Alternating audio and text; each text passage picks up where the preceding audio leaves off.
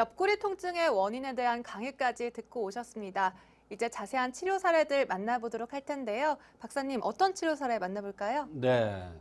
첫 번째 사례는 10여 년 전부터 좌측 옆구리가 아파서 신문 한 면을 다 보지 못한다는 70대 여성 이야기가 되겠습니다.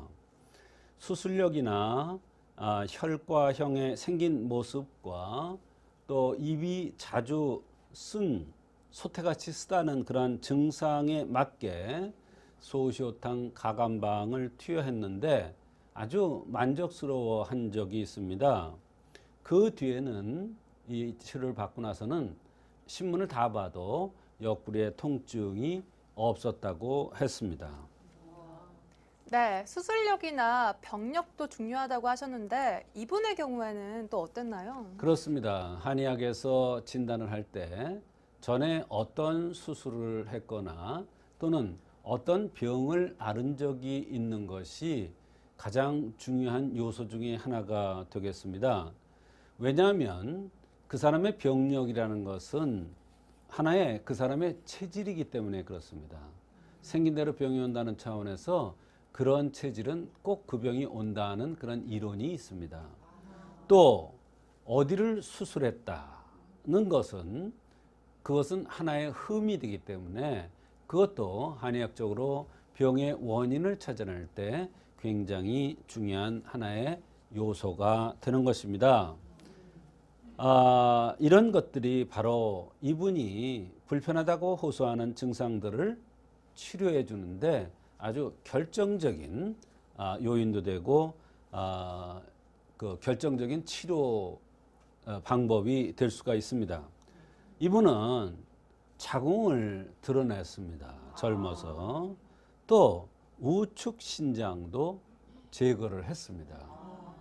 또 담낭 쓸개도 띄어냈습니다.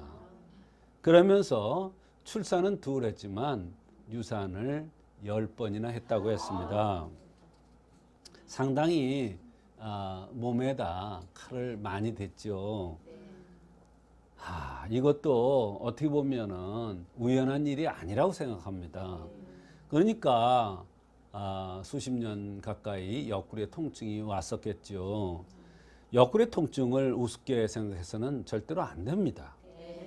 더군다나 이분은 맥을 봤는데 맥이 68, 72로 소장에 떨어져서 담에 떨어졌습니다.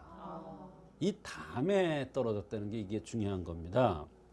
이 담이 쓸개담이라는 것은 측면에 문제가 있을 수 있다는 것을 암시해 주는 겁니다.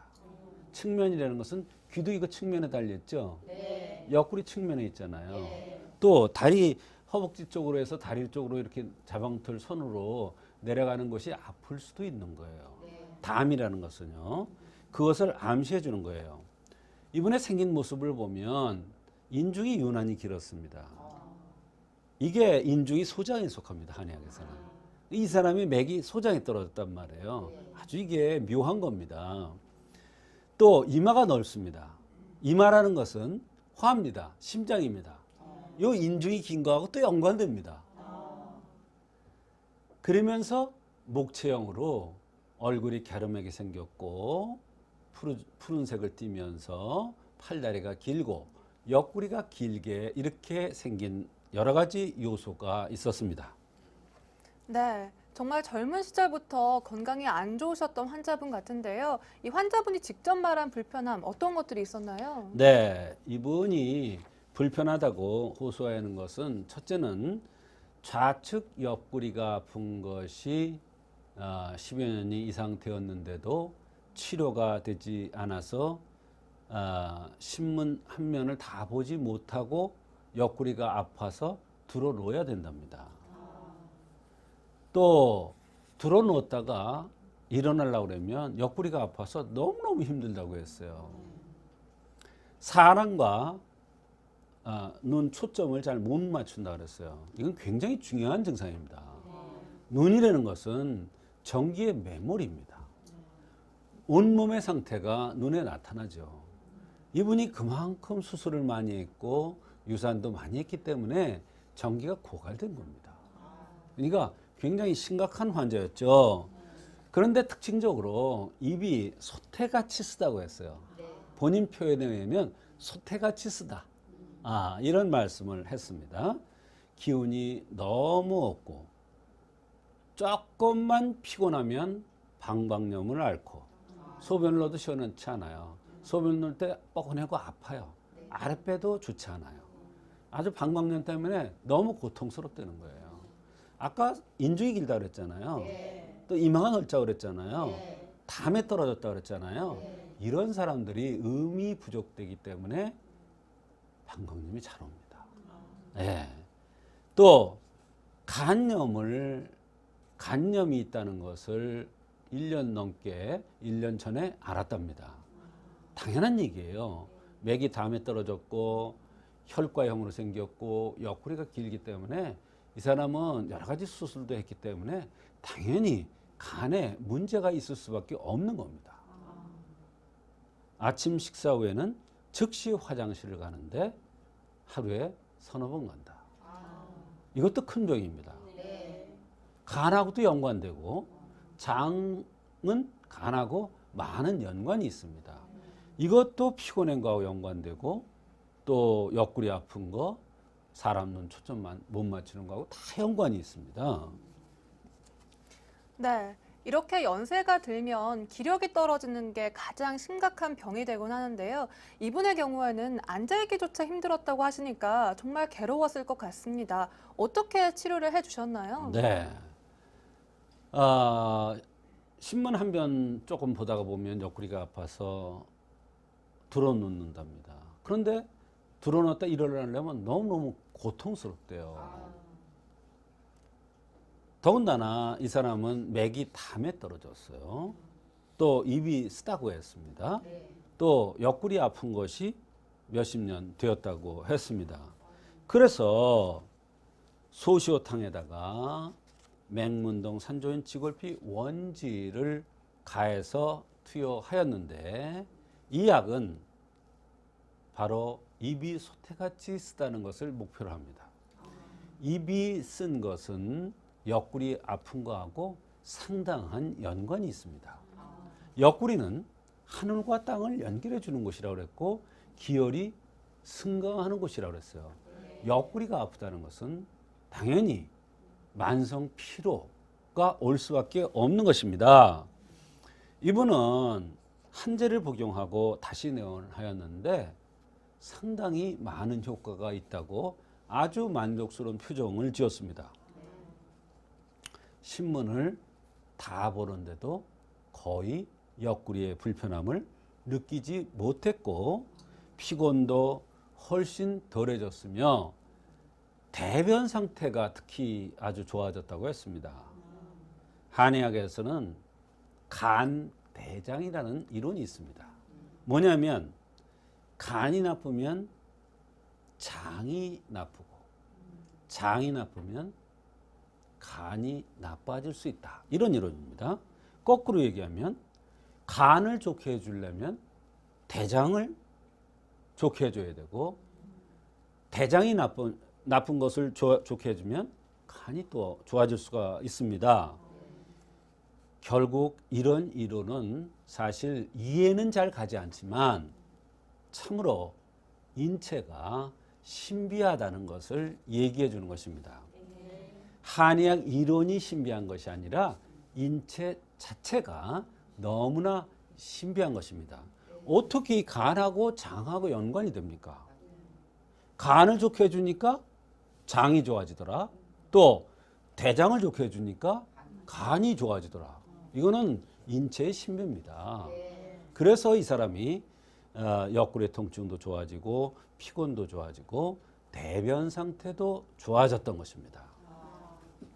네, 이렇게 몇십 년 동안 아프던 옆구리 통증이 한약 투여로 좋아졌다라고 말씀을 해주셨는데요. 어떤 원리로 이런 치료가 가능한 건가요? 네, 이분은 연세가 70대라고 그랬어요. 수술을 여러 번 했죠. 유산도 많이 시켰고요. 그리고 생긴 모습이 굉장히 중요합니다. 혈과형으로 가름하게 생겼고 옆구리가 길다고 그랬습니다. 그러니까 당연히 큰 것이 병이라는 차원에서 볼 때 옆구리가 아팠던 것입니다. 이 혈과형, 얼굴이 갸름한 이런 형, 코가 긴 형, 이런 형은 간과 쓸개의 고장이 잘 나는 체질이라는 것을 암시해 주는 것입니다.